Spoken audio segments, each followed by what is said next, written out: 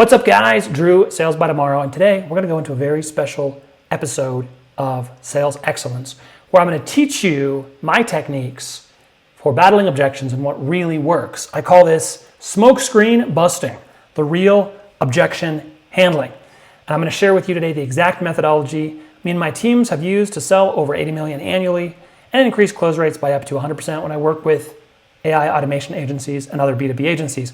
This isn't theory, it's battle-tested tactical advice for someone who's closed over $5 million in deals personally, and I've built sales departments that have ramped up from $100K per month to over $6 million per month. What we're covering today goes far beyond basic sales techniques. We're diving deep into the psychology of objection handling, emotional intelligence in sales, and a framework I've developed I call penetrating the smoke screen. I'm going to teach you Pierce, P-I-E-R-C-E. That's coming up. It's going to help you uncover the objections hiding behind what your prospects are actually telling you on the surface. So by the end of this video, you're going to understand smokescreen busting, how to identify and dismantle smoke screens the prospects hide behind, the change talk to sustain talk cycle and how to leverage it, the following precision frames that close deals reliably, reversing, future projection, the either or frame, the problem solution consequence frame, and the greater risk frame. Putting it all together, I'm going to give you my Pierce framework for easy practice and memorization. Let's dive in, shall we? So here's what you need to understand about the smoke screen. I need to think about it. I need to marinate on it. I need to sleep on it. I need to pray about it. I need to let it marinate or percolate in my mind for a couple of days. These phrases rarely mean what they sound like. I mean, who's actually going to marinate themselves in your sales material, right? There ain't nobody out there who's going to pour your sales material into a big plastic bag, wrap themselves in it, and roll around on their kitchen counter. That's just not going to happen. So when someone tells you they're going to marinate in your sales sauce, they are lying to you. Don't accept that. Let me sleep on it. There's always a real objection, guys, hiding behind the smoke screens. Your job isn't to overcome the smoke screen itself. The beginner salesperson tries to handle the smoke screen. The advanced salesperson uses my Pierce methodology and gets to the real objection. I need to process this information, something else you might hear. When you hear a smoke screen, your first move is just going to simply be the sound of silence. That's right, you're going to be quiet. This space creates pressure that often makes the prospect elaborate. Now, a smoke screen can also be, I need to talk to my spouse. And it's not that they need to talk to the spouse, guys. It's that they have fear, uncertainty, or doubt. They don't have a level of certainty that's risen higher than their level of fear. Fear is higher than certainty, so they will not buy. So let's talk through a role play example. A recent coaching session I had with one of my salespeople, prospects, told him, I need to process this. And his instinct was to affirm this and say, oh, sure, take your time, take as much time as you need. This is exactly wrong. When you hear a smoke screen, your first move should be silence. This is going to create some space, draw out the prospect with some social pressure, and then you're simply going to repeat the smoke screen in a questioning tone. You need to think about it, put a question mark at the end of that, and then wait again. What this does is it's going to get more information out on the table, which is what you want. You want to unpack that box. Now, they might give you the whole goods right there, or they might blow another smoke screen. You've got to be ready for both. But here is what's really critical, and this is where most salespeople fail. You've got to understand there's always a real objection behind that cloud of smoke. Again, you don't want to overcome the smoke screen, you want to get to the real objection. So let me show you what I mean. Prospect says, oh, this looks good, Drew, but I need to think about it.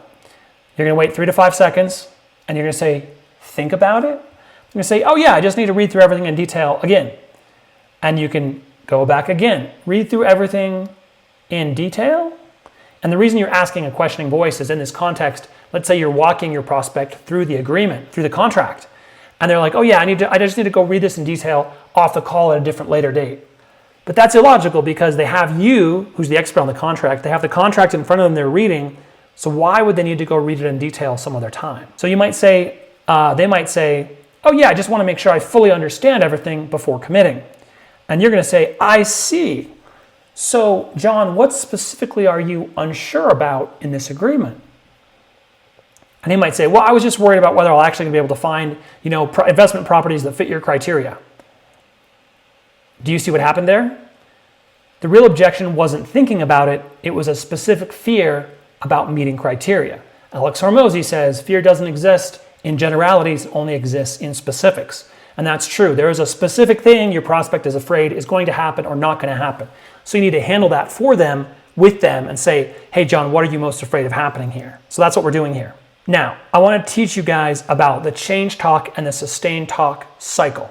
Now, there is a thing that you're going to hear in all sales call if you train your ears to listen for it. There's change talk and there's sustain talk. Sustain talk is, why should I respect the status quo? Why should I not do this program, this investment? Why should I keep things the way they are? Or change talk is reasons why they need to make a change, why your product makes sense, why they should buy. This is a natural cycle. This is just going to happen unconsciously throughout the conversation.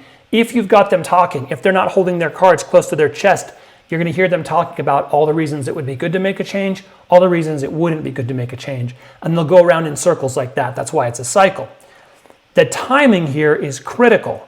The perfect time to close is, you guessed it, right when the prospect has gone through their sustain talk and they're at the apex of their change talk. They're saying, yeah, well, but I have been putting this off for literally a decade and I know I need to do it. I'm going to do it eventually. I might as well do it now. Great, sign here and here, right? We're going to close at that moment.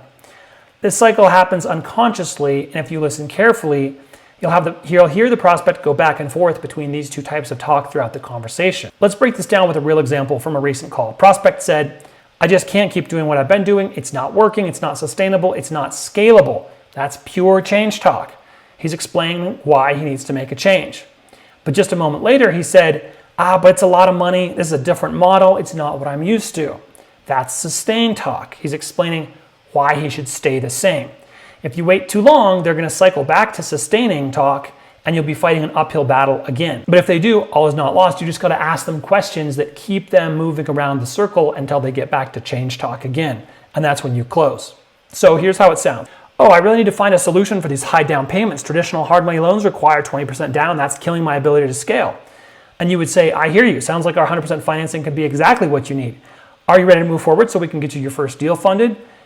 Prospect says, I'm not sure I want to pay the membership fee before finding a deal. Salesperson, this is incorrectly pushing against the sustain talk, but you just said the traditional model is killing your ability to scale. Our membership gives you everything you need to start flipping properties immediately. Prospect, being more resistant now, says, I hear you, but I still think I should find a deal first. Now they're entrenching. You don't want that.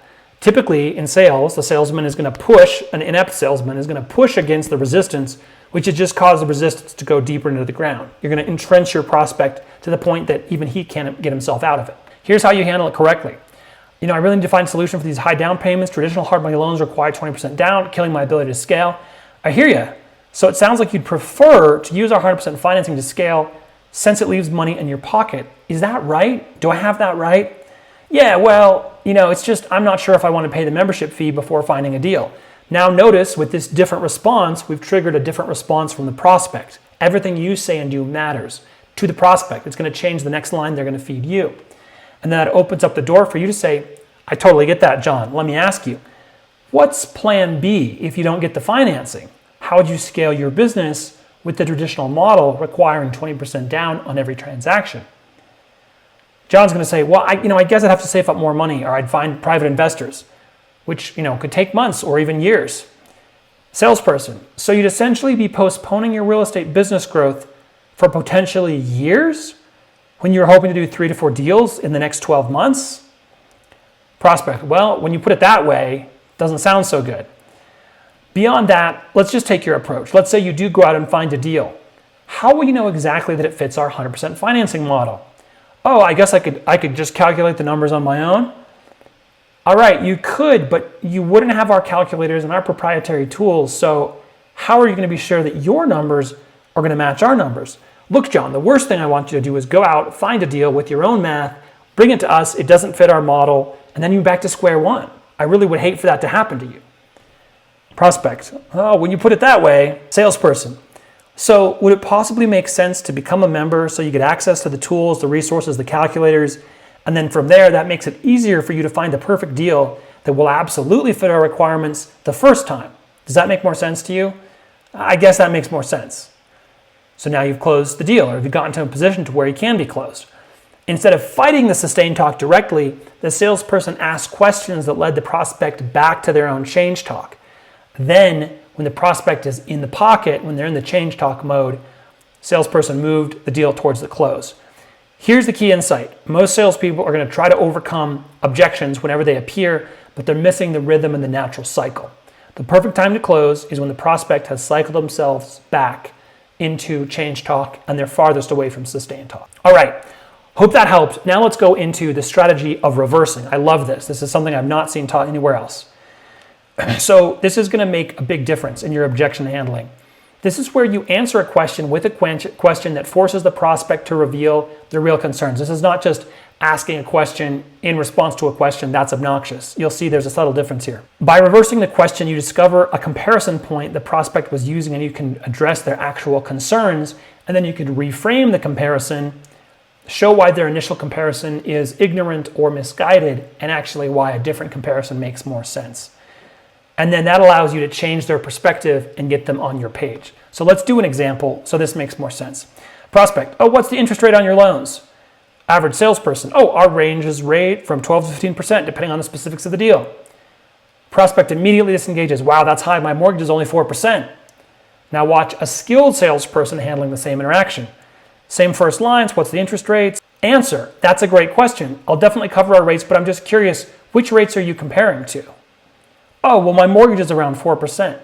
Oh, I see. So you're comparing a short-term funding product, which we have, which is typically only held for 5 to 9 months, to a product that is supposed to last for 30 years? Oh, well, when you put it that way, I guess they're different products. Exactly, John. They're different financial tools for different purposes.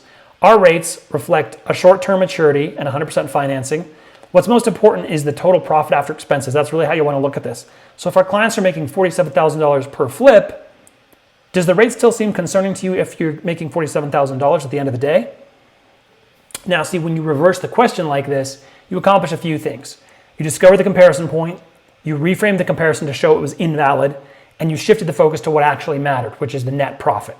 Or you gave a better comparison point in exchange for their improper comparison point. Let's use reversing now on a common B2C objection. I got to talk to my spouse. So this sounds great, Drew, but I need to run it by my wife. Salesperson, okay, that makes sense. And just a question, what you're hoping to accomplish with this program, how much are you hoping to make per month? Oh, at least 20 to 40K. Okay, and your wife right now, she knows you have the potential to make 20 to 40K, but you're not currently making that with this business model, correct? She knows that or she doesn't know that? Oh, I mean, she probably doesn't think of it like that, but, well, I mean, John, let me ask you this. How should she think about it? We've gone over your profile. We agree you have the potential to make 20 to 40K a month with this business model, and you're not currently making 20 to 40K a month. So I guess the real question and the real conversation may be more like, hey, honey, we need to stop losing that potential to make 20 to 40K per month. We have a real shot here. I mean, what does that cost? What does that cost you if it continues for 6 months? It's over 100 grand, isn't it? That you could make. So you see how that works? The salesperson is going to reverse out of the frame. The frame is the investment in this program is an expense and a risk, and reverse that into the frame. Not investing in the program is a risk and an expense. Like you're losing money by not recognizing the gains you could get from this program. Every day you're not acting, you're committing yourself again and again to your current economic situation, whatever that is. Now, maybe your current economic situation is fantastic and you want to keep it, but if you really loved it so much, you probably wouldn't be on this call. So what are we talking about here? So that's a powerful reversal. Look for other opportunities to use reversal in your sales calls. It's powerful.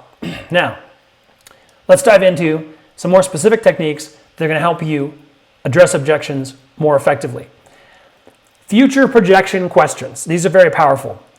These are going to help the prospect visualize the outcome, sets of outcomes, and they're going to increase urgency by highlighting the cost of inaction.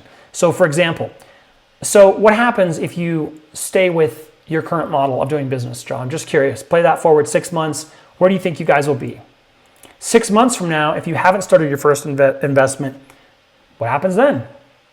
And then what about if you have done your first investment in 6 months? Which would be a better outcome for you? Challenge delays. So I'm curious. I understand. I hear you saying you need to think about this and then get back to me tomorrow morning. But what is going to change between now and tomorrow morning? that is going to influence this decision? Just curious. Test their claims. Let's say someone says, I want to do some research on your company before I make a final decision. All right, absolutely, totally. I think that's a great idea. Go do some research. But I guess, John, what could you find in your research that would make you say, oh, screw this company. I'm never going to work with these guys. What are you looking for? What would you find that would totally turn you off? Valid question, right? It's going to give you some good information. All right, now we're going to get into my favorite part, which is the power of different frames you can put around a conversation to cut through the smoke screens and get to the real objections. So this is how you would structure these frames. So one of the most powerful frames is one I call either or, and this is to get people off the fence of like, I'm not really sure, I need to think about it, I don't know what my decision is going to be. Let me demonstrate. This is how you would handle a follow-up call. Like, I don't know, I'm pretty busy, let's see if we can just get back in touch next week, let's play it by ear, I'm traveling a lot. All right, so John, based on our conversation today, it seems like there's one of two things could be happening. Either this is a good fit for you, which you mentioned a moment ago, you said we would be the right fit for you. In which case it seems like it would be the right thing to schedule a follow-up if you're telling me this works for you. Or if it's not a good fit, we could just end things right here. Like, we don't have to waste each other's time. If you tell me this is not going to work for you, you can just tell me that right now. So is this a good fit for you or is it not a good fit for you? Well, I do think it's a good fit. I literally just need to transfer the funds so I can pay for this. Okay, in that case, we should definitely schedule a time to follow up so I can get you onboarded. House Thursday, 2 p.m. You want to eliminate the middle ground. You want to eliminate the think about it. You want to challenge them on, oh, is this a good deal or is it not a good deal? And you want to get them off that fence and into a more decisive mindset. Remember, in sales, it's not the no's that kill you, it's the maybes. All right, I love this one, problem, solution, consequence frame. So here's how it works. Acknowledge their problem from the change talk, but then you're going to position your offer as a solution to that problem. You're going to show the consequences of not choosing your solution. You mentioned that traditional hard money requires 20% down, and that's preventing you from scaling your business. So our 100% financing allows you to do multiple deals without tying up your capital, and without using other people's money. It sounds like you may be limited to one deal at a time instead of the 3 to 4 deals per year that you wanted to do. So having access to other people's money, would that actually get you closer to that goal of 3 to 4 per year? So that's all framing, problem, solution, consequence. The problem is what you're telling me you're trying to avoid. The solution is you can't scale your business. As a consequence, it sounds like you need a better solution. Is that true or is that not true? Did something change about the problem you told me and the consequence of that problem that makes the solution no longer relevant? Just asking. All right, let's go into greater risk frame. So this is the final one I want to share with you. This helps people understand that sometimes, usually, not making a decision is the greatest possible risk because, again, if nothing changes, nothing changes. So, John, I understand you're concerned about the risk of investing $6,000 in our program, but let me ask you, which is riskier? Investing $6,000 one time for an unlimited number of investments, or investing $20,000 every single deal you do? Which sounds more risky for your financial situation? And then you just step back and let them decide. This is where being truly unattached to the outcome is powerful in sales. You're just putting the math in front of them, $6,000 one time or $20,000 every time. You decide which one's more risky to you. Recap, either or eliminates the middle ground, makes the next step clear and binary. Problem, solution, consequence, acknowledge their problem, position your offer as the solution, and show the consequences of not choosing your solution. And then the greater risk frame helps prospect understand that sometimes not making a decision is actually riskier than making the wrong decision. All right, let's tie it all together. This is the Pierce objection handling framework. I call this Pierce because it allows you to pierce through the smoke screen to the main objections. So, P, pause. Again, when you hear an objection, pause 3 to 5 seconds. 1 Mississippi, 2 Mississippi, 3 Mississippi to create some tension. Sometimes they just fill the silence with more data, which is great for you. The I stands for isolate. Repeat their words back to them as a question to isolate what they mean. Think it over. Read it in more detail. E is for explore. Ask curious questions to explore the real concern. John, just help me understand, I guess, when you're going to be reading this document over in detail, what is it that you're worried about finding? Reframe the situation using one of the frames that we just went over. And then finally, confirm your understanding of their real concern. So John, it sounds like the real concern is that with our system, you just won't be able to fit a property that fits our funding criteria. Is that accurate, or is there anything else at all that's worrying you? Confirm. And then finally, eliminate the concern with a targeted solution.